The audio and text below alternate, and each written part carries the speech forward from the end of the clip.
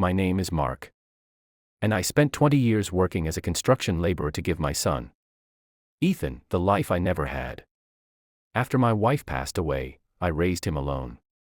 I worked long hours under the hot sun, saved every dollar, and sacrificed everything so he could graduate from one of the best universities in the country.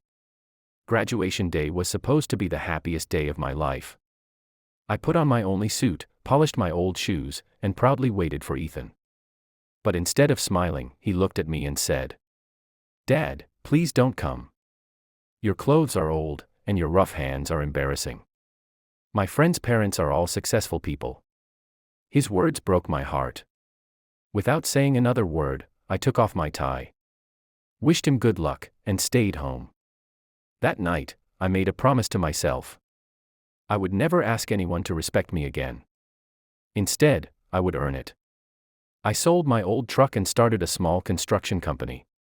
The first years were difficult, but I refused to quit. Slowly, my business grew. One project became 10. 10 became 100.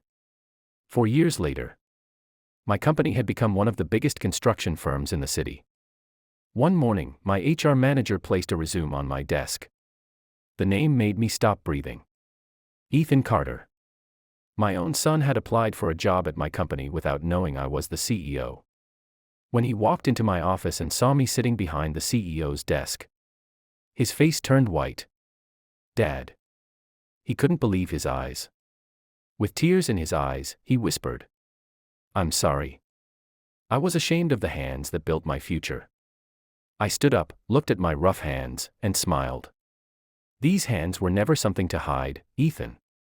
They built your education, this company, and the man you've become." I hired him, not because he was my son, but because he earned the position. That day, Ethan learned a lesson he would never forget.